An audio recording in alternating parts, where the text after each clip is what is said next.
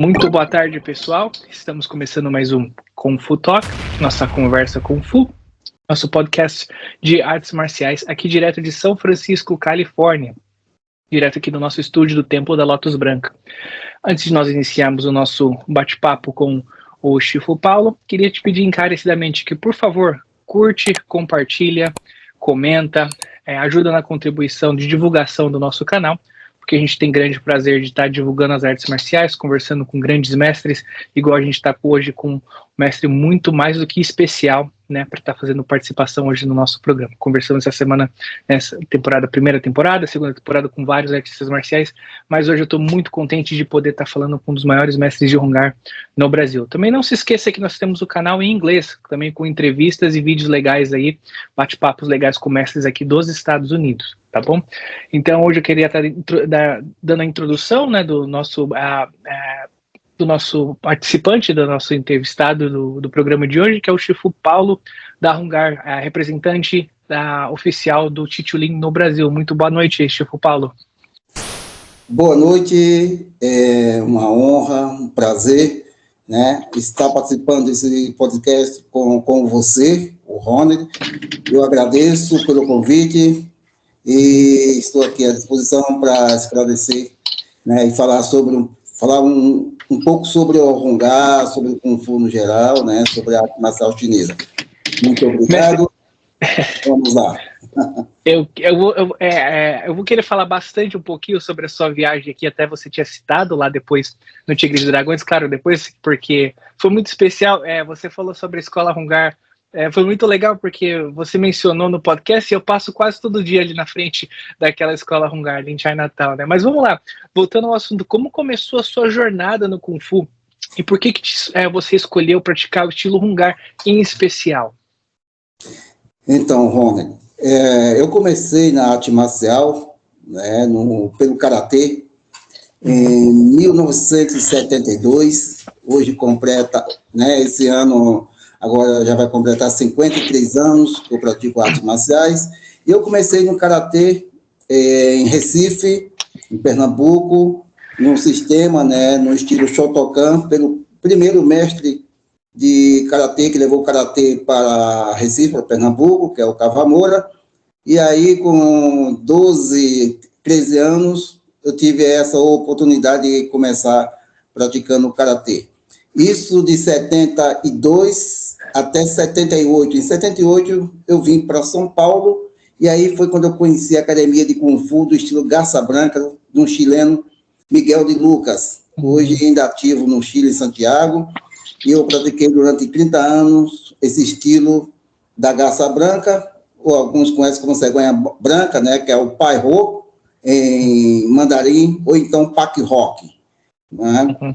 E aí, dando continuidade aos treinamentos, né, no Kung Fu do estilo da Garça Branca, cheguei a publicar um livro também desse estilo, né?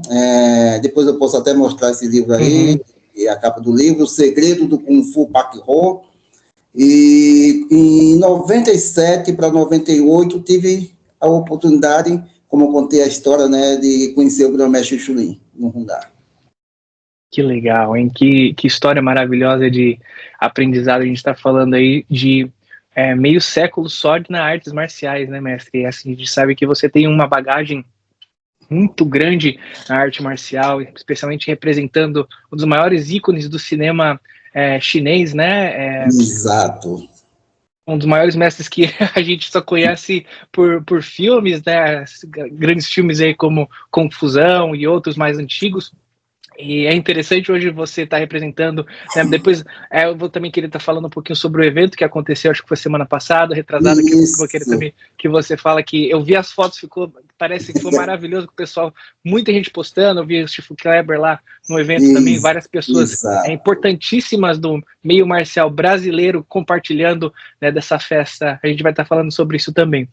Qual que foi a sua experiência inicial com o mestre Titulim e se tem alguma memória que você acha que foi assim impactante, que te deu algum ensinamento especial que você pudesse estar compartilhando aqui no nosso podcast? Então, como você chegou a mencionar, né, sobre essa academia, né, no Barro Chinês aí, na Califórnia, em São Francisco, do Hongá, do David Lee, né, e eu tive a oportunidade de conhecer, né, esse sistema em 98, quando eu estive aí, nos Estados Unidos, a convite de um aluno, né, junto com um aluno meu, que eu dava aula particular, e ele nos convidou para ir com ele em um evento, não de artes marciais, um evento de fotografia, né, eles trabalhavam com isso, tem empresa disso aí, e nos convidou, como eu dava aula para ele particular, e aí passando, né, inclusive você falou que ainda tem essa academia até hoje, muito, muito, muito tradicional mesmo, isso aí há 30 anos atrás, quase isso aí, e passando, avistamos essa escola, né, e fomos lá fazer uma visita, e chegando lá, era um discípulo do Grão-Mestre Chunin, e Chunin estava, né, isso foi no sábado, no domingo o Grão-Mestre Chunin ia ministrar um seminário nessa escola, e aí eu participei desse seminário, e foi quando eu tive esse primeiro contato com o Grão-Mestre Chunin, e de imediato fiz o convite, né, para representar ele aqui no Brasil, no Hungá, porque eu já tinha treinado o Hungá aqui também com outros mestres, inclusive com o mestre Cido, né, então já tinha um pouco aquela energia dentro do Hungá, né, um estilo mais forte, a Garça um estilo mais leve, então já tinha mais contato também já com o Hungá, não tão profundo, né, como tem hoje. E o Grão-Mestre Chunin, né, de imediato concordou, aceitou e falou que passaria a representação para mim oficialmente quando eu trouxesse ele aqui no Brasil. E aí foi quando ele falou que tinha um irmão que morava aqui no Brasil. E aí foi uma surpresa, uma coisa assim, que eu falei como, né, ninguém sabia, né, só os mestres mais antigos, como o Shaolin do Norte, o Shonko White do Norte já sabia, né. E esse irmão do Chunin que morava aqui no Brasil foi um dos primeiros mestres que chegou aqui no Brasil. Ele chegou aqui, foi morar primeiro em Guarulhos, chegou aqui em 1954. Né, 1954. Só que ele não abriu a academia. Ele abriu, tinha um restaurante chinês, né, depois de Osasco ele veio para Campinas, e aí estabeleceu em Campinas por muitos anos, e a família dele vive até hoje em Campinas, inclusive estava junto, né, os sobrinhos do Chunin estavam junto conosco agora no evento aí, tudo, e aí eu fiquei sabendo, quando eu voltei dos Estados Unidos para cá, fui procurar ele aqui em Campinas, né, e tive a oportunidade de conhecer pessoalmente, conversar, treinar um pouco até de rungar com eles. Ele nunca ensinou a rungar, somente para os filhos dele. Então, por isso que ele não abriu academia e não é reconhecido como um dos fundadores, né, o introdutor do rungar no Brasil. Esse é o motivo. Que legal, é bonito ver que a arte marcial, ela não tem fronteiras, né, e é uma coincidência tremenda que você foi para os Estados Unidos, tinha outra pessoa familiar dele morando em Campinas, né, próximo de vocês aí, e é uma coisa que a gente acaba, né, se conectando. Eu falo com os professores, o mestre, semana passada entrevistei um professor, um grande amigo meu do Jeet Kune Do do Canadá, teve também o mestre da Austrália, mestres do Brasil, também falei com o Sifu Fábio Lache anteontem, e é bonito que a arte marcial, ela conecta as pessoas através daquela energia marcial que cada um tem, né, a dedicação e o empenho que cada artista marcial acaba colocando nessa sua paixão de vivência, e às vezes acaba fazendo amizade, e o caminho acaba se encontrando ali na vida, né, através de situações igual a sua, com os sobrinhos ali, os familiares do Grão-Mestre Titulin. Exato. A minha escola, ela tá ali próxima, eu também dou aula ali próximo da 3 quadras da escola deles, né, eles têm uma comunidade bem grande, a maior comunidade de Chinatown, ali, chinesa em Chinatown. Isso mesmo. Eu tô ali entre a Pequena Itália e Chinatown mesmo, mas é muito bonito, todo sábado tem dança do leão nas ruas, é uma coisa maravilhosa. Essa dança do leão, nessa região aí, tu sabe, isso é muito tradicional, viu? Não sei quantos anos você está aí nos Estados Unidos, mas é bem tradicional. Eu morei em Miami durante 10 anos, né? Aí vim para São Francisco faz 2021, faz 4 anos. Então foi interessante porque eu sempre fui apaixonado por artes marciais. Comecei a treinar Kung Fu no Brasil, também vim para os Estados Unidos, fui para o Wing Chun, treinei o Shuai Jiao, de Kung Do, Sandá, Tai Chi. E é interessante que quando você vem para Chinatown, até morando próximo, você começa, parece que você está vivendo aqueles filmes de Kung Fu, né? Exato. É uma É coisa assim, verdade. extraordinária. Tenho certeza que o mestre, quando veio para cá, a primeira coisa queria conhecer a comunidade Sim, sim, chinesa. sim. Foi uma coisa bem rápida assim, mas foi uma experiência muito boa. É muito legal. Não, Quais não, são as... não, Uhum, pode não falar, é muito mestre. diferente da China de Hong Kong, né? Eu já estive na China Uhum, também algumas vezes, Hong Kong, então a gente vê que é bem parecido assim o clima, né? A energia, as pessoas, né? É as interessante que pessoas. você anda nos outros bairros, todo mundo falando inglês, você entra em Chinatown, só tem as pessoas falando em chinês. Onde você passa, as pessoas falam em cantonês, mandarim. Então é muito bonito Exato, de ver. exato. Quais são as influências familiares e culturais que moldam o estilo Hungar ao longo das gerações? Eu faço essa pergunta porque a gente sabe que a linhagem é muito importante, né? Então a gente vê que tem uma tradição por detrás da arte marcial. Então se você pudesse explicar um pouquinho sobre essa parte cultural que influencia a arte marcial chinesa, para aqueles que não conhecem.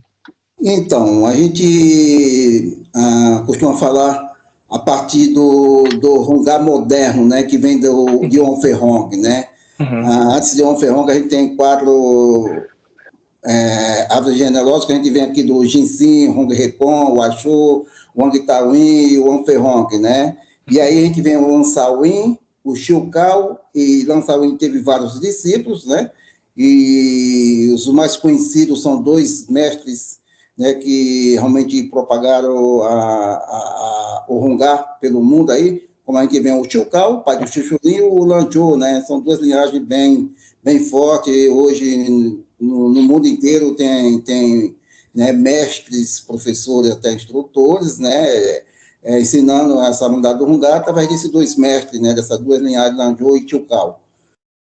Mas vem direto de Onferhong, Lansawin e Xiucao, Xuxulin, né? E a esposa do Xuxulin, né? A esposa não, a mãe do Xuxulin, né? Xiuyi, Xiucao e Xiuyin, os dois mestres de Hungar, foram que guiaram, né? Foram os mestres realmente do grão-mestre Xuxulin, que aprendeu com os pais deles, né? E Xuxulin hoje tem a linhagem do grão-mestre Xuxulin, hoje mais ou menos em 75, 70 países tem Hungar do Xuxulin. Até no Japão tem escola, né, da linhagem do grão-mestre Xuxulin. E hoje aqui na América do Sul a gente tem 7, 8 países, né, em qual eu sou representante em toda a América do Sul, que inclusive na Copa agora em novembro tinha 7 países aqui, tudo do Hungar do grão-mestre Xuxulin. E o Xuxulin dos Estados Unidos presente. que legal, mestre. É muito bonito de ver essa propagação, né, da arte marcial sendo transmitida em praticamente os 4 cantos do mundo, né, se você puder falar Exato, assim. exato. Né? Porque a gente tem o Xuxulin tem representante em Singapura, nas Filipinas, Japão, na Suíça, se for Mate Selvi, né? Canadá, que é o Cifutói, e Itália, se for Matone, na África, tem vários países tem nossa linhagem de Hungar hoje, da família Xuxulin. Que legal. Uma coisa muito interessante que você, voltando um pouquinho atrás, você mencionou sobre o sobrinho, né, a família do grão-mestre Titiulin, que estava morando no Brasil. Uma vez, quando eu morei em Boston durante 1 ano, e eu lembro que tinha uma loja num shopping, que era de artefatos chineses também, era um senhor que morava, ele veio de Hong Kong, então ele tinha armas ali de artes marciais, tinha decorações, e aí um dia conversando com ele falou que ele tinha treinado Hungar também, mas era familiar, apenas a família dele, o tio dele treinava ele, só que um evento da escola ele acabou se envolvendo em briga quando era pequeno na escola, e aí o pai dele proibiu ele de ensinar arte marcial para ele, né? Mas é bonito de ver essa parte familiar que começou, né, ali atrás com uma genealogia forte, porque a gente está falando ali, né, grandes artistas marciais, Lam Sai Wing, a Wong Fei Hong e outros, e hoje a gente está vendo aí a linhagem sendo propagada aos 4 cantos do mundo. Uma arte marcial muito forte, a gente vê que a herança, a força do Kung Fu não está só nas movimentações, mas também na genealogia que é transmitida através do legado dos artistas marciais, né, como o senhor que está passando aí para o legado de cada um adiante. Com certeza. Exato. Hoje o sobrinho do grão-mestre Xuxulin, né, que mora aqui no Brasil, aliás, alguns mestres, muitas pessoas, não falam só o mestre, né, mas alguns não sabem, mas o irmão do Grão-Mestre Chulim, aqui do Brasil, já faleceu há 4 anos atrás. E uma tradição, né, ele tem, assim, a família inteira, né, tem uma vivência muito longa, vive muito tempo, né. Um exemplo, o pai do mestre Chulim, né, o Chucal, ele faleceu com 100 anos de idade. Uau! A mãe do grão-mestre Chulim, a Chiuim, faleceu com 101 anos. O Chulim é uma família de 5 irmãos, o grão-mestre Chulim é o caçula. O irmão mais velho de Chulim é esse que vivia aqui no Brasil. Ele faleceu há 4 anos atrás, aqui em Campinas, com 101 anos. E todos eram praticantes de Hungar? Todos praticantes de Hungar. São 4 homens e uma mulher. Né? E o Chulim hoje, né, agora em janeiro, completa 82 anos. Está muito ativo, muito ativo.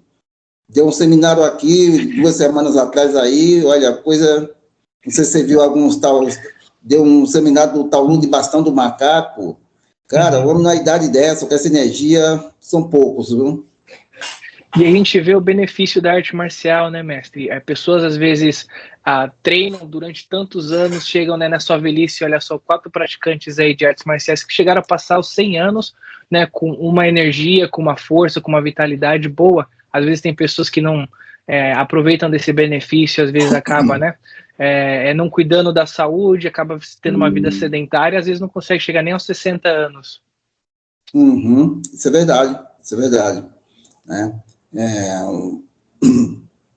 A gente vê, por exemplo, hoje eu já tenho meus 65, né, 65 anos, e estou muito bem, graças a Deus. Então, você vê que o Kung Fu, o Qigong, né, essa energia que envolve a arte marcial nos ajuda bastante, né? Realmente, é uma arte marcial não só para a parte da saúde física, mas a saúde espiritual, emocional, psicológica. A gente tem muitos benefícios dentro da arte marcial, né? Com certeza. Em sua opinião, qual seria a diferença entre o Hungar e outros estilos de Kung Fu no aspecto filosófico e técnico, para aqueles que não conhecem a diferença dos estilos de Kung Fu? Então, Rony,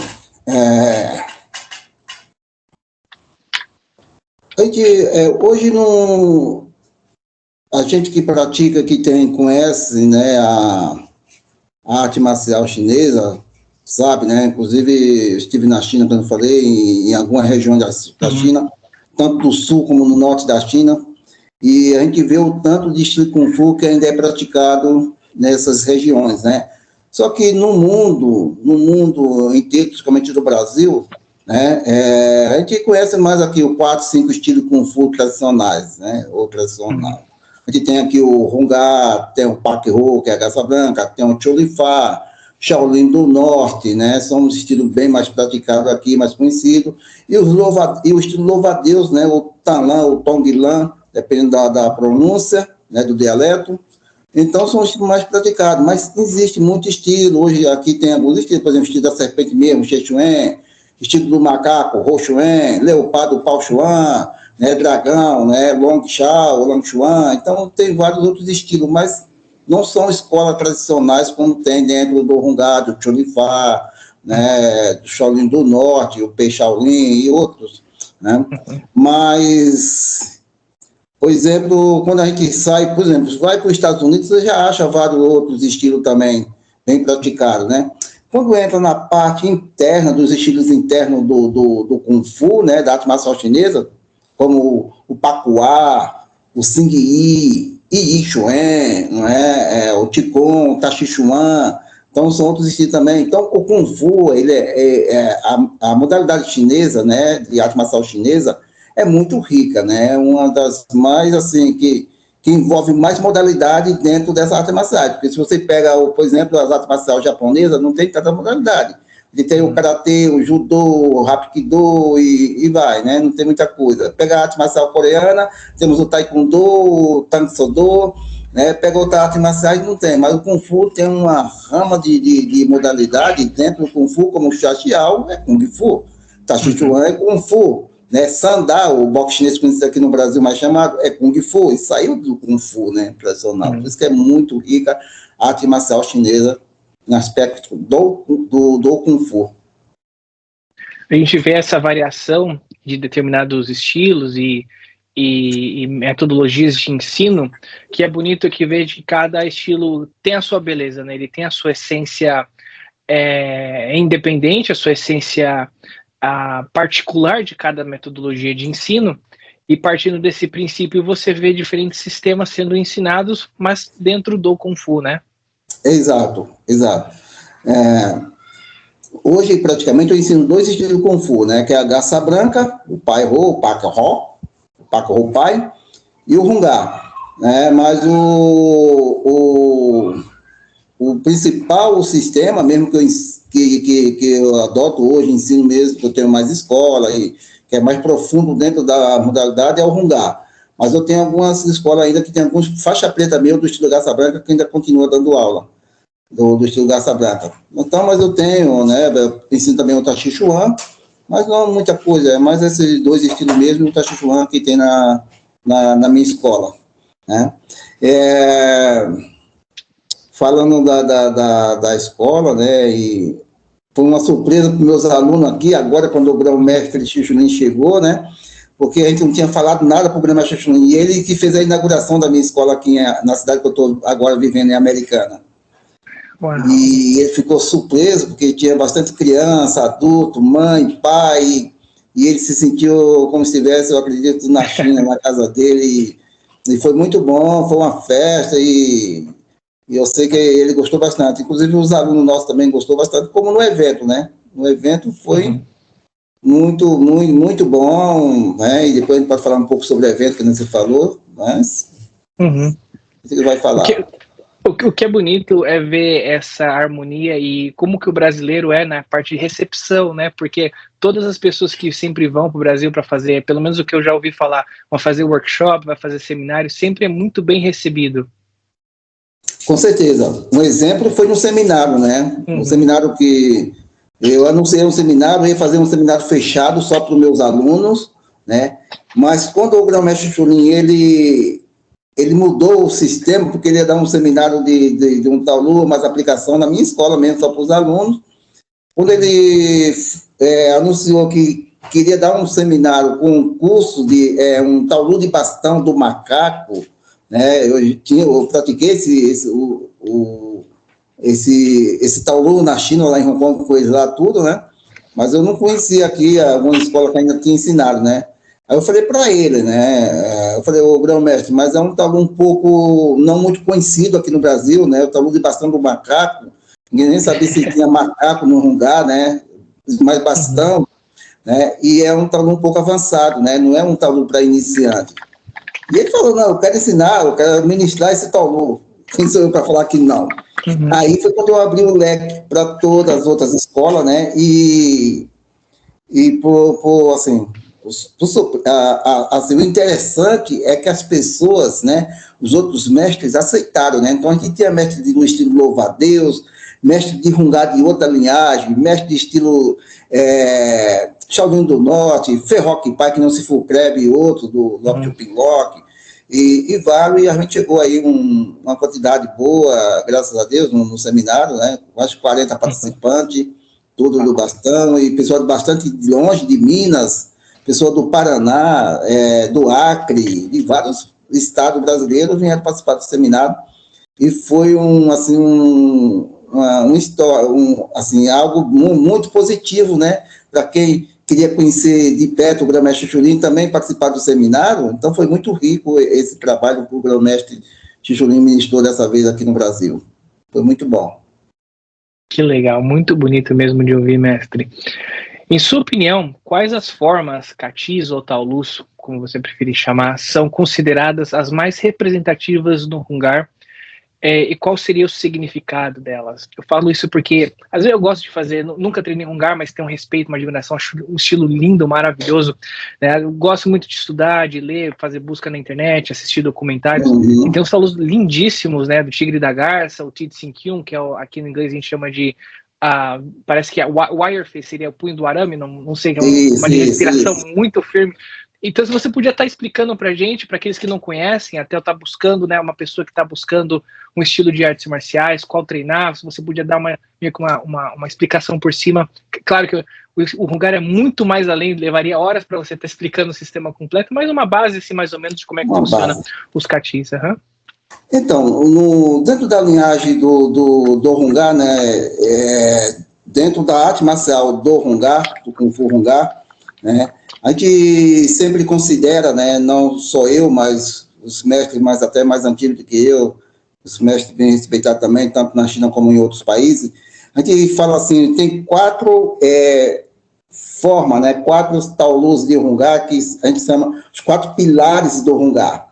Então a gente vê o Guantifu Fukuen, que é conhecido como o homem domesticando o tigre, ou o homem dominando o tigre. A gente vê, se você falou tigre garça, que é Fu Ho In Kuen, que é o tigre garça. Interessante dessa forma tigre e garça, o Fu Ho, essa forma, esse taolu, ele é praticado por vários mestres de Kung Fu, não só de Hungar. Tem uma forma bonita e dá para a apresentação dela é linda, a execução da forma é muito boa. E essa forma ela foi uma troca do mestre de Hungar com o mestre do estilo da garça branca. O Wang Lanhui é o mestre do estilo da garça branca, é discípulo direto do mestre tibetano da garça. Isso. Então, o Wang Lanhui, ele junto com o Tai Wing, que é o pai de Wong Ferhong, que criou essa forma, né, eles trocaram, o mestre ensinou uma forma de Hungar para ele ensinou essa forma de garça e tigre para o mestre de Hungar. E aí ele completou com algumas técnicas do Hungar e criou a forma Fu Rock. Então tem uma parte da garça tibetana nessa forma do Fu Rock, por isso chama tigre de garça. Mas foi uma troca de técnica entre esses 2 mestres. Isso provavelmente não é uma forma muito antiga, ela deve ter uns 240 anos, porque o Hungar em si, desde a sua fundação até hoje, vem em torno de 380 anos para cá. Né? E aí a gente tem o Guantifu Fukuen, o Fu Rock, o Titsinkyun, que é o camisa de ferro, linha de ferro. Isso. Né? Tem o Inkuen, que chama 5 animais e 5 elementos. Porque vem o Inkuen, depois o Sapin-Kuen. Mas essas 4 formas são as mais tradicionais, mais conhecidas dentro do Hungar. Até aí o Lan Sawin, ele publicou, não sei se você sabe, mas 4 livros, né? Uma de cada forma dessa aqui, uma do Guantifu Fu, do Fu Rock, do Inkuen e do Sapin-Kuen. Inclusive até tem um livro dele aqui, que eu tô até olhando aqui na minha estante, vou até mostrar para o senhor, mestre, se eu não deixar cair as coisas aqui, que eu tenho tanto livro, aqui. Esse aqui do Titsinkyun. Exatamente, né? Olha, né? O arame de ferro, a linha de ferro. Exatamente. Então ele criou, ele publicou 4 livros. Esse foi o último que ele publicou. Que legal. Puxa vida, realmente a gente vê a beleza da arte marcial tradicional quando ela é realmente, né, passada adiante com uma linhagem tão forte. Você vê em filmes, você vê sendo apresentada com excelência em todos os lugares, você sempre vê na internet apresentações maravilhosíssimas. Quantas vezes eu já entrei na internet e vi apresentações do mestre Tio Lin fazendo vídeos lá de 1990, 80. Exato. Igual você mencionou, Gundi Fukyun e assim sucessivamente. Exato. Então, falando ainda, desculpa... Não, imagina, pode ficar. Estava falando aí do segundo Xixulin, né? Sobre o filme que ele participou, né? O primeiro Xixulin participou de mais de 70 filmes de Kung Fu. Mais de 70 filmes de Kung Fu. Lógico que tem participação dele que aparece, só o rosto dele some, não aparece mais, mas ele está ali, né? Só com o Jackie Chan, tem 3 filmes que ele participou com o Jackie Chan, junto com o Jackie Chan, né? O mais tradicional é aquele Punho da Serpente. Uhum. Ele tem com o Jack Chan, mas tem mais 2 filmes que ele participou com o Jack Chan nos anos 80. O primeiro filme que ele participou foi o filme Bruce Lee, Homem e o Mito, né, que é com o dublê, né, com o cover do Bruce Lee, que foi, esse filme foi o primeiro filme em 1976, 3 anos depois da morte do Bruce Lee. Uhum. Né, então esse filme conta a história do Bruce Lee, inclusive mostra, né, o enterro do Bruce Lee e tal, e nesse filme tem um Grandmaster Chun-Li participando, com o primeiro ator que o Bruce, né? Uhum. Então tem bastante filme.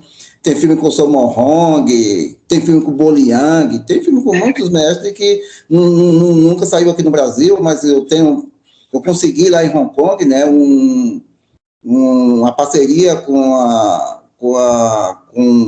uma empresa, né, uma indústria de filme lá de Hong Kong, e eles conseguiram para mim, desses 70, mais de 70 filmes, eles conseguiram para mim 56 filmes eu tenho com o Grandmaster Chun-Li aqui no plenário.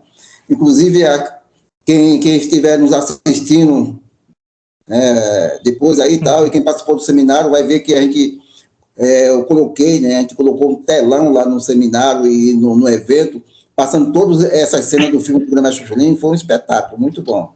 Então... Que legal, mestre. É interessante que você conseguiu unir o útil ao agradável, né? No meio do torneio você conseguiu colocar, né, fazer meio que uma homenagem para ele, né? Com a cena dos filmes. Exato. Né? Inclusive os troféus, as medalhas saíram com a foto do Grandmaster Chun-Li, né? Troféu Chun-Li. O que eu acho muito interessante é a forma dele, né? Ele tem um caráter muito especial, se você for ver pela participação dos filmes. Eu lembro que a primeira vez que eu vi ele foi naquele Confusão, depois também em outros filmes. É muito legal que você assiste e você fala, poxa, eu conheço aquele mestre. Nossa, é o mestre, né, Chun-Li. Aí, o que eu acho mais interessante é que quando eu vi, muito tempo atrás, quando você já estava começando a representar ele no Brasil, eu falei, poxa vida, tem um mestre no Brasil ensinando, né, levando o Grão-Mestre Chun-Li para lá. Então, sempre que eu via ele nos filmes, eu adoro ver, eu lembrava do senhor, mestre. É muito engraçado, porque me via você na minha cabeça e fala, que legal.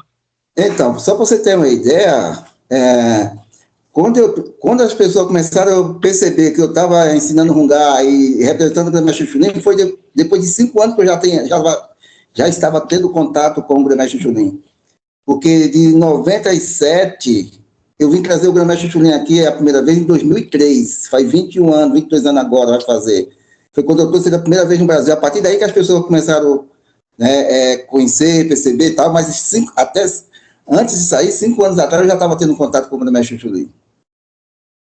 Que legal. Realmente é uma história de vida, é uma história muito bonita, porque é uma representação e como é que eu posso falar? É um peso muito grande, né? Mas está carregando o legado do Chun-Li para o Brasil, para a América do Sul, né? Para o continente americano. Então, realmente está muito bem representado, como eu falei, né? O evento aí. Exatamente, uma grande responsabilidade. É bem maior do que uma faixa preta, viu? Imagina, a gente está falando de um ícone mundial, né? Mundial. Pessoas que às vezes não fazem nem prática de Kung Fu ou de artes marciais, mas conhece a pessoa por assistir o filme, às vezes até gosta de alguns filmes que ele participou, e você está representando, né, o nome, o legado dele, passando adiante o Kung Fu dele para as próximas gerações. Isso é um trabalho assim, muito bonito, e é bonito de ver isso sendo representado no Brasil de uma forma assim, muito, muito profissional. Não está sendo levado de qualquer jeito, está sendo levado com profissionalismo, né? Igual você sempre está levando ele para o Brasil para fazer eventos, não é a primeira vez, já fui várias vezes para o Brasil. Você também já viajou vários países aí para estar levando o legado dele, então é muito bonito de ver isso, mestre. Parabéns. Essa foi a 12ª vez, né, que eu trouxe ele aqui no Brasil, 12 anos. Assim, um ano sim, outro não, sempre trazendo aqui no Brasil. E ele agradece muito por isso, né? Uma coisa assim, importante, assim, muito bom para ele, que quando eu trouxe ele aqui no Brasil a primeira vez, em 2003, fazia 35 anos que ele não via o irmão dele. E ele veio encontrar com o irmão dele aqui depois de 35 anos, depois de 30 anos, veio encontrar com o irmão dele aqui já, um pouco já meio enfermo, meio doente, tudo, e ele agradece muito isso aí, porque talvez se não fosse ele, não ia ver mais o irmão dele. Realmente foi uma oportunidade, né, mestre? Exato. Né, e o irmão dele veio para cá, para o Brasil, há muitos anos, que eu falei, em 54, e voltou na China, em Hong Kong, algumas vezes e tudo. Depois não voltou mais. E aí o Grandmaster Chunin não tinha a oportunidade de ver. Como o irmão, né, do Grandmaster Chunin do Canadá, que também faleceu, o Shiwai. Não sei se você conheceu. Não conheci. O Shiwai, ele faleceu também há 2 anos atrás. Era o irmão Chunin ao caçula, depois vinha ele. O outro irmão, uma mulher, né, que hoje também não se sabe se essa irmã do Grandmaster Chunin, né, se ela está viva ou se ela já morreu, porque como o Shiwai foi para o Canadá, o Grandmaster Chunin foi para os Estados Unidos, e cada um foi para um lado para outro, né, o outro irmão aqui para o Brasil, essa mulher, que é a única dos 5 irmãos, né, essa mulher ficou em Hong Kong, ficou na China, e de lá para cá ninguém viu mais, assim, até hoje, né, o Grandmaster Chunin, a família, não teve mais contato com ela, então não sabe se ela está viva ou se ela já morreu também ou não, falou que ela está perdida na China. Puxa vida, mestre, que coisa. Falando em Hong Kong, eu lembro só fazendo um resumo, achei uma história muito interessante quando você foi para Hong Kong com o Grão-Mestre Chichu Lin, porque ele mandou você ir lá para casa dele, você tinha ido no restaurante, depois ele mandou você levar chá. Você lembra assim, exato. Lembro. Cara, ali foi o maior desafio da minha vida, eu acredito, viu? Porque a gente estava lá ele tem um tipo, quando vai para Hong Kong, onde ele fica, né, é um sobrado pequenininho, e tem uma sala onde ele fez dessa sala mais ou menos um museu da Academia dos Pais dele. Então lá tem muitas armas antigas, dança cabeça do leão, tambor do leão, muito antigo mesmo, 50, 60 anos atrás, né? E foi assim que o pai dele casou com a mãe dele, que comprou esse local, e tem hoje até lá, né? Hoje é do Grão-Mestre Chunin, né? Em Kolong, bem no centro mesmo de Hong Kong. E a gente estava lá numa equipe, já preparado para sair, para ir fazer um torneio, né, no sul da China, no Museu de Bruce Lee. A gente estava para ir no Museu de Bruce Lee, Ipimã, e Museu de Onferrong, tudo em Fushan, né, na região da China. E aí uma hora eu vi quando ele vinha saindo assim, ele viu assim, pegou pelo braço, e eu não falo nada inglês, né, eu entendo um pouquinho, até minha esposa fala bem tudo, escreveu alguma coisa, mas isso foi a primeira vez em 2008, né, não tinha nem celular direito ainda, e não tinha nem como traduzir, intérprete e tudo, e ele pegou pelo meu braço e me chamou para ir, e foi descendo comigo as escadas e saiu na rua. Né? E eu vou acompanhar, né? E ele vai, como ele sabia, hoje eu ainda não falo, mas eu entendo um pouco chinês, né? Mandarim, entendo um pouco, converso um pouco com ele assim, mas coisa de aluno de mestre para aluno mesmo, né? Não que eu tenha essa conversação mesmo, mas me entendo um pouco, falo um pouquinho com ele aí em chinês. E ele saiu comigo e a gente anda. Aí passa a rua, e passa a praça, e vai. O interessante é que eu mesmo andando com ele, mas eu começava a observar as ruas que eu estava entrando, estava saindo, né? E gente pra caramba, nossa, aquela muvuca de gente, de chinês, tudo que é jeito, e ele segurava na minha mão. Aí ele vai assim, ele entra dentro parece um shopping pequeno, né? E já o pessoal pedindo autógrafo, porque lá tem bastante, muito conhecido. Ele lá é muito conhecido por causa dos filmes, né? Que a maioria passa em Hong Kong mesmo, então não tem como não conhecer ele. Ele é muito. E ele é sempre essa simplicidade, onde ele vai em qualquer parte, é do jeito que ele conversa, foto com todo mundo. Isso aí, ele comprou um sanduíche e comprou um tipo de um suco, parecia um caldo de cana. Colocou ele numa sacolinha assim e me deu como desse um tapa da minha costa para eu voltar para entregar para a mulher dele lá. Aí ele falava, vai. Eu falei, caramba. Aí ele falou o nome da esposa dele, né, Chiwin, então, falou o nome da mulher dele lá para quem entregue para ela, que ele ia continuar andando. E eu fiquei parado, não sabia. E ele viu que eu fiquei parado, ele foi embora. Falei, e agora? Será que eu vou acertar, vou voltar para esse lugar, tanto que andou? E eu fui andar. Aí eu voltei, vim observando, né, mais ou menos em algum lugar. Eu sei que eu passei assim umas 4 ruas, né? E eu percebi um lado direito assim, eu falei, eu acho que eu saí dessa rua aqui. E entrei na rua. Nossa, mas eu andei mais ou menos uns 100 metros, eu vi assim um nome, eu não tinha visto ainda, mesmo quando eu cheguei a primeira vez, né, na entrada do predinho dele, né, tinha uma loja assim de bijuteria, né, de vendia alguma coisa assim, e eu olhei assim, vi um nome assim, em chinês, Xiuxulin. Falei, não, é ele, ué, Xiuxulin aqui. E subi, cara, ele era lá. Mas uma coisa assim, sabe, parece que é aquela força, sabe? Aquela força positiva, Deus ali nos guiando a gente, dando aquela força, sabe? E então, essa foi um desafio para mim, porque eu jamais eu falei, eu não vou aceitar voltar. E se eu me perder aqui também, e ele não me achar, não tem celular, não tem nada, como é que eu vou explicar que eu estou na casa do grão-mestre Chulim? Quem vai saber? Mas deu certo, acertei tudo, e então eu costumo falar, inclusive eu estou... eu comecei a escrever, mas falta muita coisa ainda, né? Um livro sobre um livro sobre a família Xuxulim, sobre uma vivência, né, no Rungá, né, essa vivência minha em Hong Kong a primeira vez, esse encontro, né, com o grão-mestre Xuxulim, essa família do grão-mestre Xuxulim aqui no Brasil, como vem encaixando, né, tudo dando certo, sabe? Então a gente está publicando, acho que no próximo ano aí já sai esse livro, vai ficar um livro muito bom.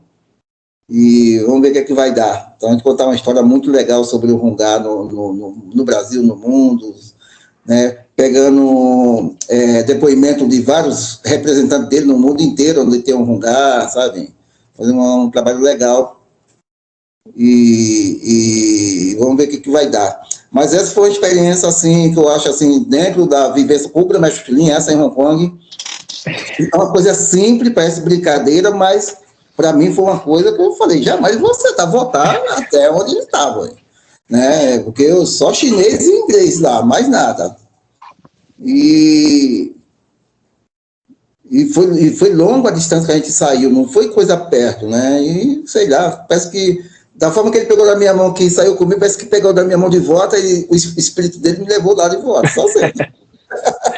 É legal, mestre, essa experiência, até porque para quem conhece mesmo e acaba saindo do país, né, sair da sua zona de conforto, não é fácil quando você não fala a língua, ainda mais quando a gente fala de uma língua oriental, onde é o sinalzinho, aqueles rabisquinhos ali que a gente não consegue entender nada. Exato. E outra coisa também, assim, o legal que agora na China, eu não lembro aqui a cidade, o governo chinês, né, está fazendo um museu em homenagem ao grão-mestre Xuxulim, museu para ele. Que legal. E vai homenagear ele enquanto ele está vivo. Do jeito que tem o museu de Ip Man, do Bruce Lee, o museu de Hong Ferrong, estão fazendo um museu, e uma coisa, assim, pelo que ele falou, né, inclusive, estou vendo as condições, né, para ver se vai dar, mas ele quer que eu vá na inauguração do museu, mais ou menos em junho, julho do próximo ano, e eu vou fazer de tudo para ir lá, na China. Legal, né? Uma coisa muito boa. Eu estou falando, mas estou tentando lembrar o nome, mas não lembro o nome do local na China, onde vai ser. Onde vai ser, não, já está criado, já construíram esse museu, tudo, já estão levando muitas coisas para lá, né, arrecadando algumas coisas, muitas coisas que tinha no Museu de Hong Ferrong, do pai de Xuxulim, do Xuxulim está sendo transmitido, vai ser passado para o Museu do grão-mestre Xuxulim. Muito bom.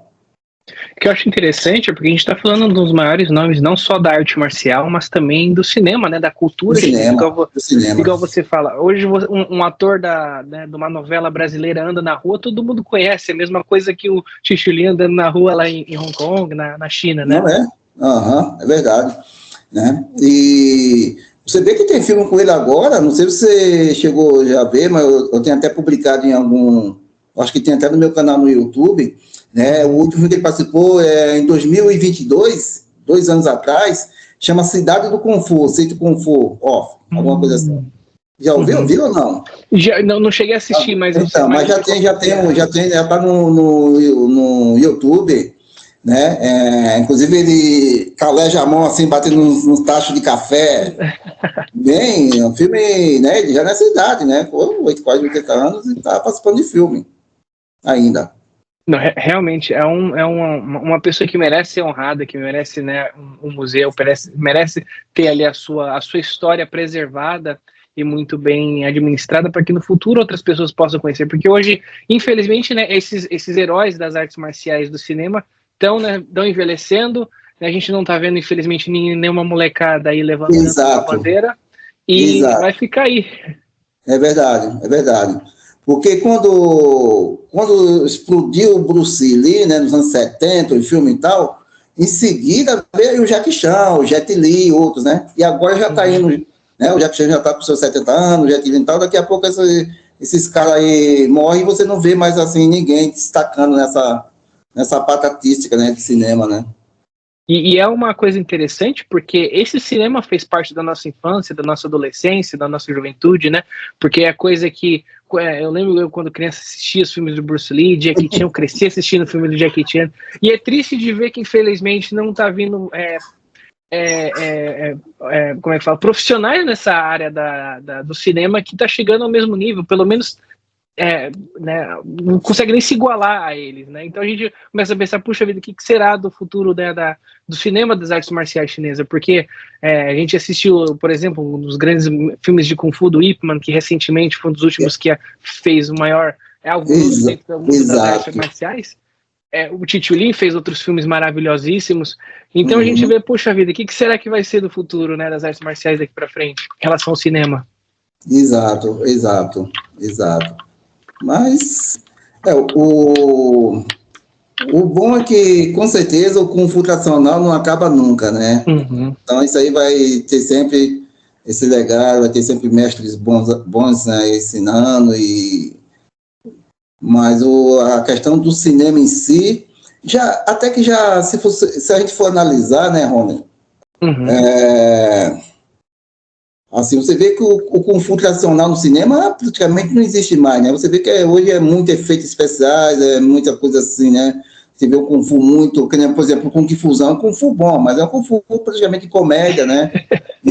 Mas tem muitos efeitos especiais, mas é uma produção muito boa, mas tem muito filme que hoje nem isso tem, viu? Infelizmente, você vê muita coisa americanizada, Exato. É exatamente isso que eu queria falar, dessa forma. Isso é verdade. Você vê os filmes de antigamente, igual o Tito Lin fazendo, o Jackie Chan fazendo, ele fazia por uma raça, ele não tinha nem quebrou mais de 122 ossos no corpo, tentando fazer cena de filme, então tinha uma essência especial. Quantos americanos hoje em dia não conhecem o Jackie Chan por conta desses filmes antigos que ele realmente fez, né? Então é triste de ver que, infelizmente, como você falou, meio que parece ter um declínio muito grande. Eu espero que surja aí praticantes de artes marciais que consigam reviver esse aspecto cultural chinês dentro do cinema, porque realmente precisa. Exato. Uma coisa que eu lembrei agora, você falou Jackie Chan, né? Muitos não sabem, né? Mas já saiu até em algumas revistas americanas. O filho do Jackie Chan, o Xixulin, dava aula para ele particular. Uau! O Jackie Chan indicou o filho dele para fazer aula com o Grandmaster Xixulin de Hongá. Muitos anos. Que legal. Foi. Eu não sei se mais ou menos na época se ainda continuou ou não, mas o Grandmaster Xixulin, quando veio aqui a primeira vez, sempre falava, inclusive tem até algumas fotos do Grandmaster Xixulin, né, e falou que o Jackie Chan não confiava em outro mestre e se não fosse o Xixulin para ensinar o filho dele. Que legal, que trabalho excepcional. Falando em relação ao Hungar e o estilo, né, do Hungar ensinado, como que você acredita que é possível adquirir a força interna através das características do Hungar? Algumas pessoas conhecem, né, o Kati da camisa de ferro, a gente sabe que aquilo ali é força pura, mas para quem não conhece, como que você poderia explicar essas características? Então, o Hungar tem algumas particularidades, né? Dentro do sistema da forma dos Taolu, até através do som, né? Então, através do som, a gente manifesta a parte de emoções, né? De alegria, a parte de respiração. Então, desde o primeiro Taolu de Hungar, vamos falar assim, né? Do mais básico, como o Laogar, a gente já trabalha essa energia interna, né? Agora, por exemplo, quando você treina o Taolu, não é só a questão de você treinar o Taolu e através do Taolu você adquirir essa força interna, essa energia, esse Ki, né? O Ti, né? Para isso tem um preparo antes. Então, por isso que a gente trabalha a parte da camisa de ferro através da respiração. Primeiro a gente aprende a respirar, a gente aprende a controlar essa respiração, para depois, quando for executar os Taolu, as formas ou Kati, né, como muitos chamam, né, colocar essa energia, né, completar essa energia com a força, com o Taolu. Né? Não é que a pessoa faz o Taolu e já aprende essa técnica de respiração, controlar. Porque os Taolu, né, do Rungar são muito longos, bem diferente de qualquer outro tipo de Kung Fu.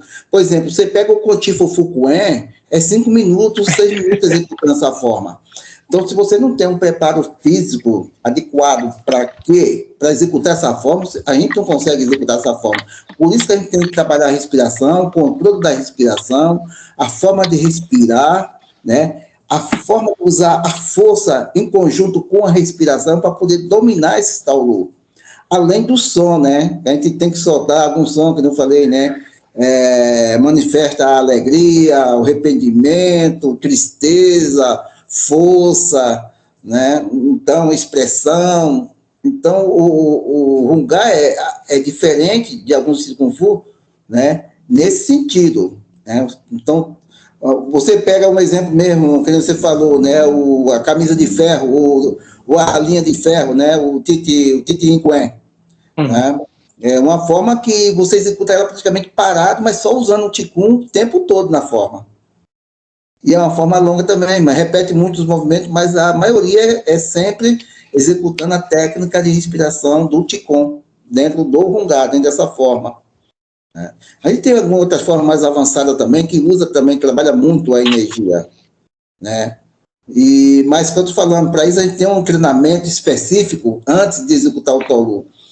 Quando a gente vai formar uma faixa preta de Rungar, tem que saber todos esses critérios, né, de respiração, de controle, de dominar a respiração, para poder executar o Taolu da forma que começa até o final da forma. Né? Porque quando você não tem esse controle, você chega no meio da forma, você não tem mais respiração, você não consegue fazer mais nada. Entendeu? Por isso que muitos fazem a forma quando terminam, né? Porque não tem esse controle do Qigong, dessa energia dentro da forma do Taolu. E o Rungar ensina muito bem isso aí, né? Desde que você tem uma pessoa que conhece, né, a técnica. Por isso que é uma diferença de quando você, né, eu falo você assim, quando a gente aprende a forma que a gente viu pelo vídeo, no YouTube, vai lá e pega aquela forma. Você não sabe a essência dessa forma, você vê os movimentos, você vai fazer aquele movimento que está ali tudo, mas você não vai pegar como que essa forma é ensinada de verdade, qual é o benefício que essa forma vai trazer para você, né? Qual é a técnica que envolve a parte de defesa pessoal, né? De ataque e defesa desse Taolu, né? Porque você não pegou com o mestre, você pegou ali pelo mestre YouTube, vamos falar assim, né? E isso acontece muito, né? Infelizmente eu vejo alguns caras fazendo uma forma assim, eu falei, não, isso aí não aprendeu com o mestre de verdade. Isso aí deve ter, porque a gente vê, quando executa a forma, a gente conhece mesmo, quando você aprende diretamente da mão do mestre, né? Porque por causa dos detalhes, né? A força de você executar o movimento, tudo, né? A forma da mão, a expressão, não você fazer por fazer porque aprendeu ali e tal, então é muito diferente isso, entendeu? Explorando um pouquinho mais essa dinâmica das movimentações, a gente vê que realmente é um condicionamento físico, né? Você precisa ter toda uma preparação para poder estar aperfeiçoando e estar apresentando de uma forma com uma maestria. Né? Eu uso falar, por exemplo, o Tai Chi, né? A gente fala movimentações lentas quando eu faço, né, as formas de 4 minutos, né, 5 minutos de forma, e lento já cansa. Imagina fazer 5 minutos de movimentação rápido igual ao Rungar. Exato, né? Por exemplo, você pega o Tai Chi, você pega a forma de 16, a forma de 24, é 6 minutos bem executando ela. Mas da forma que você executa ela, você executa também através da respiração, de transmissão do pensamento com a respiração, e quando chega uma hora você também está cansado. Então tudo trabalha, porque você trabalha a parte interna, e a diferença do Kung Fu tradicional é que você trabalha a força externa, não a força interna. Então a respiração sai de dentro para fora, não de fora para dentro, né? Então, quando você inspira e você solta, é diferente. Quando você inspira para dentro e solta. Mas quando você solta para fora, então, quer dizer, se torna um pouco mais, forçando um pouco mais o diafragma, né, para poder você soltar melhor a respiração, você termina cansando mais rápido. Por isso que tem que ter esse controle, né? É uma coisa que eu domino muito bem, tanto a força interna como a força externa, né? Então, eu consigo controlar muito bem esses dois exercícios que a gente chama de o Aixiao e Vaixiar. Neixiar e o Aixiar. Neixiar e o Vaixiar, que é externo e interno de energia, que é do Yin e do Yang, vamos falar assim, né? Alguns chamam de escola interna e escola externa.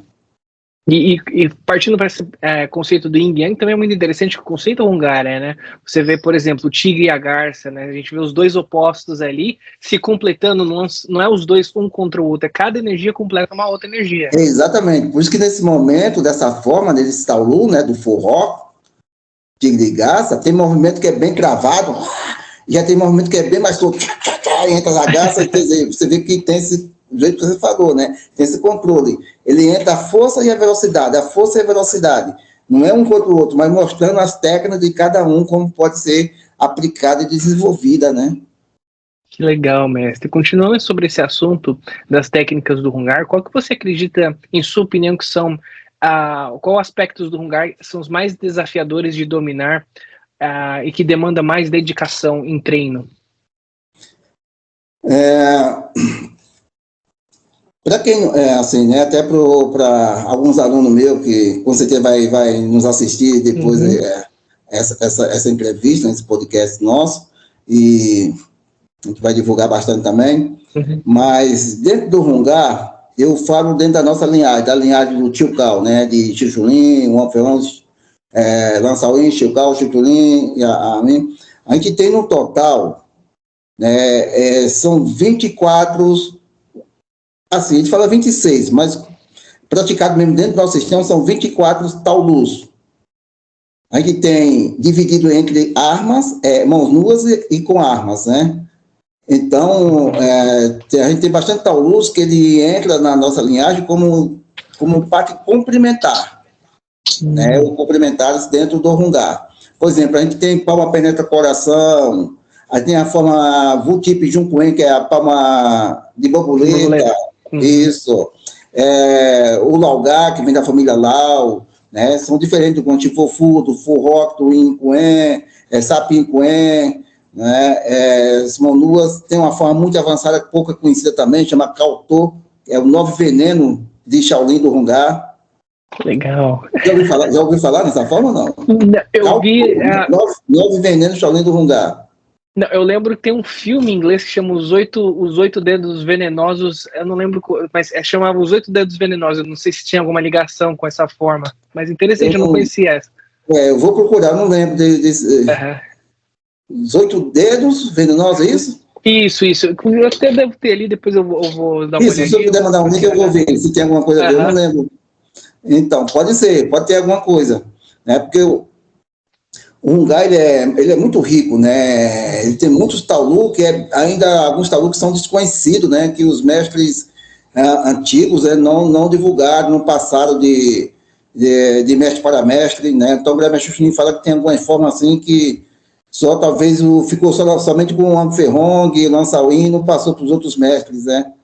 Como a gente tem duas linhagens de Hungar, de Lansauin, que vem a linhagem de Tonfong, né? E Lansauin, foram os dois discípulos, os maiores discípulos, né, de Onferhong, né? Então, por isso que tem alguma diferença de Tonfong e de Lansauin, mas os dois foram alunos direto de Onferhong, né? E a linhagem de Tonfong são poucos mestres que ensinam essa linhagem hoje no mundo. Inclusive, aí nos Estados Unidos tem um Franqui. Franqui, conheço. Tem hoje o representante aqui no Brasil, que é o Cifu Reinaldo Calheiros, nosso diretor aqui da Liga também. E então vem dessa forma, né? Mas assim, eu acredito que assim a forma assim mais assim que pode ser um pouquinho mais difícil, que tem mais um pouco de dificuldade, né? Que exige mais do praticante, o TIT 5 a forma da linha de ferro. Essa é uma forma que exige bastante, porque você tem que dominar o som, você tem que dominar a energia, Você tem que canalizar toda essa energia no seu corpo para criar ali como fosse uma proteção, né, de você levar uma pancada até uma perfuração e não sentir a dor. Então, essa forma prepara para isso, tudo isso aí. Que legal, mestre, muito bonito de ver essa estrutura do Hungar sendo explicada, né, pelo senhor. O que você acredita, existem lições de vida ou ensinamentos que o Hungar, que você considera fundamentais para que os praticantes possam aprender durante o seu processo de aprendizado? Pode repetir de novo, por favor? Claro. Quais as lições de vida que você acredita que o Hungar pode providenciar para os praticantes? Então, posso falar do Hungar, mas é quase como fosse, né, envolvendo o Kung Fu, né, em geral, mas, primeiro, eu acho o importante, né, que o aluno, quando aluno principiante, quando ele pegar informação sobre, né, matricular na escola e pergunta qual o estilo que a gente ensina, eu falo, a gente ensina Hungar. Muitos não sabem o que é Hungar, né? E muitos confundem o Hungar como garra de tigre, né? E Hungar não é garra de tigre, não é? A gente chama, a maioria fala, até eu mesmo falo também garra de tigre, porque o Hungar é o principal animal, o tigre é o principal, né, animal dentro do Hungar, né? Mas o Hungar significa família unida, né? Família forte, né? Hun quer dizer forte, unido, né? Gar, família. Então significa família, né? Família unida, família forte. Dentro do Hungar, realmente, são ensinados 5 animais, né, simbólicos de Shaolin, né? Por isso que a gente tem o tigre, o dragão, a serpente, o leopardo e a garça, né? Agora, em muito tempo, né, não existia todos esses animais dentro do Hungar, era só o tigre e garça. Eram os principais animais dentro do Hungar, que inclusive quando o pai de Xuxulin e a mãe se casaram, ele criou, né, o logo que vem o tigre e uma garça. Ó, inclusive está aqui, ó. Que legal. E, ó, o tigre e uma garça. Esse logo aqui, ó, esse emblema, foi criado em 1931. 1931. Não tinha o Xiucao, o Xiuin, não tinha filho. Foi quando eles se casaram, criaram. Porque a mãe de Xuxulin, a Xiuin, o pai dela, né, o pai dela era mestre do estilo da garça. E o Xiucao, mestre de Hungar. Por isso que quando se casaram, uniram as duas forças e criaram o logo com o tigre e a garça, representando a força, né, e a leveza, né, o yin e o yang, o equilíbrio ali desses dois logos, do logo. Então, quando o aluno vem, olha, nosso sistema de treinamento é assim, né, eu falo para o aluno, a gente ensina aqui o estilo Hungar, né, provavelmente conhecido como garra de tigre, a gente deixa bem claro que é conhecido como garra de tigre, né, porque existe o estilo garra de tigre, que é o Fujopai, né, esse é um estilo puro, né, do garra de tigre, mas o Hungar realmente, o tigre é como fosse a linha direta do Hungar, né, por isso que muito chama garra de tigre, né. E eu falo, a gente tem 1 hora de aula, a gente tem 30 minutos, 25 minutos de aquecimento, condicionamento físico, e 35 minutos ou 30 minutos da parte técnica. O que envolve esse condicionamento físico? Abdominal, flexão e treinamento da garra de tigre, para você fortalecer, para começar a treinar as técnicas do próprio sistema, né? Então, a gente trabalha todo o sistema antes, explica para o atleta, por que bater no saquinho com a garra, por que pegar o saquinho e agarrar, e a gente explica porque é para fortalecer bem a garra, todo o movimento, tem todos os detalhes, né? Batendo para calejar e tal, e explica para o atleta. E hoje, né, graças a Deus, muitas pessoas nos procuram, assim, através do Hungar, porque acho que é um estilo, não falando que é o melhor, né, não deixar bem claro que não é isso, mas para eles é um estilo muito duro, um estilo forte, então acha que com isso aí é um estilo que usa a garra, que usa não sei o que, aquilo outro, né, então acha, né, quando eu falo da garça, mas a garça é muito leve, parece um balé, que não sei o que, sabe, então tem essa diferença. Mas o nosso sistema de treinamento é assim, fortalece primeiro, explica para o atleta, para o aluno que entra ali, os exercícios, as técnicas de aplicação, o que faz você fortalecer, o que faz você ficar com o braço longo, a gente forma um negócio, por exemplo, a ponte mesmo, o movimento, né, como fortalecer, Se você pega esses mestres de Hungar, os caras não fazem musculação, nada, mas são tudo bem definidos, né? Assim, são bem, o corpo bem preparado mesmo, porque a própria energia, a respiração do Hungar nos deixa preparado para isso, né? A gente vê que os treinamentos físicos é importantíssimo dentro do treinamento da Hungar, né? Porque vai te preparar o seu corpo para que você possa estar absorvendo, né, as técnicas, para que as técnicas o treinamento físico complemente as técnicas de aplicação em luta. Exatamente. Por exemplo, do jeito que o grão-mestre Chulin nos ensina, né? Que primeiro passar o exercício físico do próprio Hungar para o atleta antes de ensinar o Taolu, a forma. Né? Porque se você pega várias outras escolas aí, praticamente os aquecimentos são todos iguais. Pelo chinelo, tal, aquilo outro. Não, o Hungar tem uma diferença de aquecimento. Porque o aquecimento é voltado. Isso aqui eu falo pelo menos no nosso sistema. O próprio aquecimento já é tudo envolvendo as técnicas do Hungar, para desenvolver, né, fortalecer o atleta para treinar. Os próprios exercícios são praticamente para quando ele for executar os Taolu, a forma, já está bem preparado fisicamente. Que legal, mestre. Muito bonito de ver essas características do Hungar, né? Realmente é um estilo muito bem representado, como falei, né, onde você vê online, no YouTube, em competições, né, tem a sua característica única, e quando você vê a pessoa apresentando, você já sabe que aquilo ali realmente é o estilo Hungar sendo... É verdade, não é?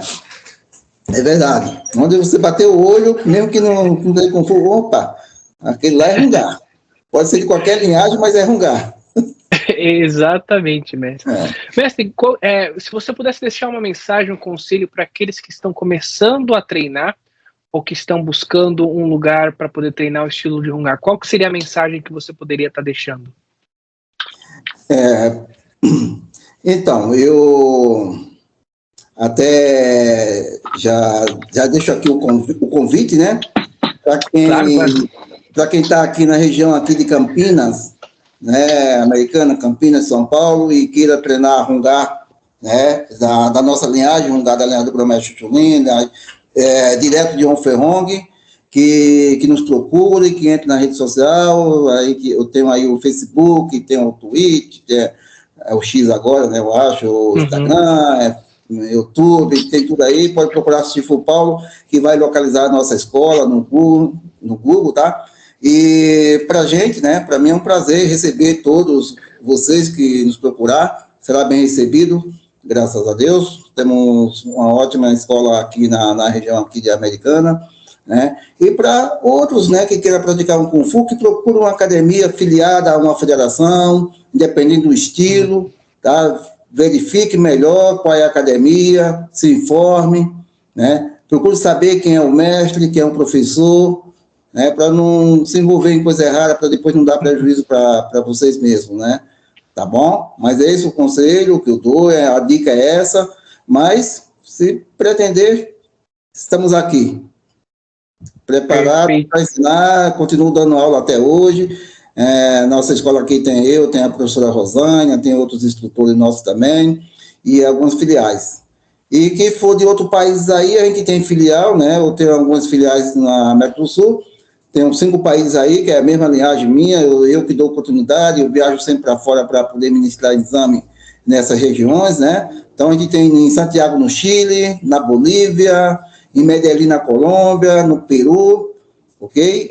Argentina, tá bom? Todos são os professores, mas são tudo ligados a gente aqui no Brasil. Que legal, mestre. É muito bonito de ver. Agradeço imensamente. Queria saber, só mais uma última pergunta, se você tem algum projeto para 2025, ou algum campeonato, se vai ter mais algum workshop. Esses minutinhos finais aqui, embora também eu vou estar colocando o link das suas páginas das redes sociais na descrição do vídeo. Para quem está nos ouvindo no Spotify, entra no YouTube, porque lá vai ter todas as descrições, que fica mais fácil, você clica lá no link, fica mais fácil. Mas eu queria saber, se tem algum projeto, alguma campeonatos agora para 2025, se tem alguma planos para o futuro. Sim, muito bom, você está lembrando isso aí, eu agradeço, temos sim, né? Agora, no próximo ano aí, né, que tem a Liga Brasileira Kung Fu, né, que tem como presidente a senhora Rosana Porto da Silva, né? E durante 6 anos eu estou como vice-presidente da Liga Brasileira Kung Fu, e a partir de janeiro eu vou assumir a presidência de novo da Liga Brasileira Kung Fu, e estamos com os novos projetos, né?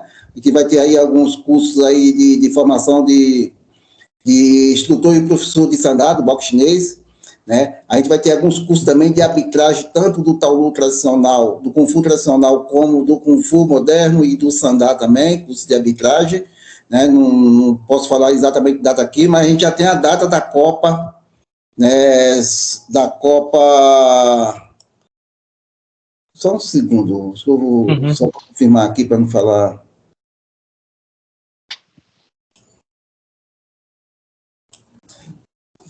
A data, novembro do próximo ano. A gente já está preparando aqui o cartaz, né, o voo, e da Copa do próximo ano. No dia 22 a 23, se eu não me engano, de maio, temos o Campeonato Paulista pela Liga Brasileira Kung Fu. E em novembro, né, do próximo ano, já tem aí a data da Copa. A gente já vai estar lançando já o cartaz na próxima semana. Já estamos lançando aqui só um... Na próxima semana aqui, ó, exatamente. No dia 22 e 23 de novembro do próximo ano, já tem a Copa Brasil São Kung Fu, a 21ª Copa. 21 anos de evento. Né? Dia 22 e 23 de novembro, isso vai estar disponível também já no site da Liga. Né? E a novidade é essa, que em janeiro estarei de volta na Liga Brasileira Kung Fu como presidente. Que legal, mestre. Eu queria te agradecer, te parabenizar por essa aula de Kung Fu que você nos disponibilizou aqui no nosso canal. Obrigado por compartilhar a sua experiência, sua história de vida, por compartilhar histórias, né, com o grão-mestre Xi Chulin, por estar promovendo o Kung Fu no Brasil com uma grande profissionalismo, com grande excelência, né, e a gente só deseja que agora o ano da serpente, o ano de 2025 no calendário chinês, possa ser um ano abençoado para você, que você possa ter boas festas. Com certeza, vai ser um ano muito bom. E, Ronald, eu quero até pedir desculpa, né, porque você já vem conversando comigo há algum tempo, né, antes do evento da Copa, não estava dando tempo, né, esse bate-papo, né, e eu sempre naquela correria tal, já era para ter acontecido, mas tudo tem o seu momento certo, né, a hora certa, né, para acontecer, e aconteceu hoje. Eu agradeço de verdade de coração, foi muito bom também ter batido esse papo com você. Você é uma pessoa muito simpática, muito bom mesmo, parabéns, né, e continue aí, né, dando esse apoio, essa colaboração para a arte marcial aí, onde você está aí nos Estados Unidos, com os mestres, que com certeza, tenho certeza, todos que participarem, que ainda vão participar desse bate-papo com você, vão adorar, como eu adorei, e gostei de verdade, viu? Muito obrigado mesmo. Eu que agradeço, mas não tem por que pedir desculpa, até porque você é um senhor muito ocupado, você estava organizando o campeonato. Tenho certeza que foi um trabalho aí que não é de um dia para o outro, aconteceu o ano inteiro para você ter essa organização, trazer o grão-mestre aí para o Brasil. Eu agradeço de coração por você ter encontrado um tempinho, mas pode ficar tranquilo. No futuro, vamos ver se a gente chama você também de novo para conversar um pouco mais. A gente sabe que falar sobre Kung Fu, né? Exato. Muita coisa. Tem muita coisa. Tem muita coisa. Histórias. Tem muitas histórias para estar compartilhando. Mais uma vez, eu agradeço de coração essa sua participação, e aos nossos telespectadores, aos nossos ouvintes, né, tanto no Spotify quanto no YouTube, te agradeço por ter ficado até o momento, pelos alunos e continuadores do legado do grão-mestre Shifu, do Shifu Paulo, do grão-mestre Xi Chulin. Agradecemos também pelo trabalho que vocês têm feito no Brasil, e quero agradecer a todos por mais um ótimo programa, por mais uma participação essencial, e que vocês todos tenham uma boa noite, mestre. Muito obrigado. Muito obrigado. Caxi. Tchau, tchau.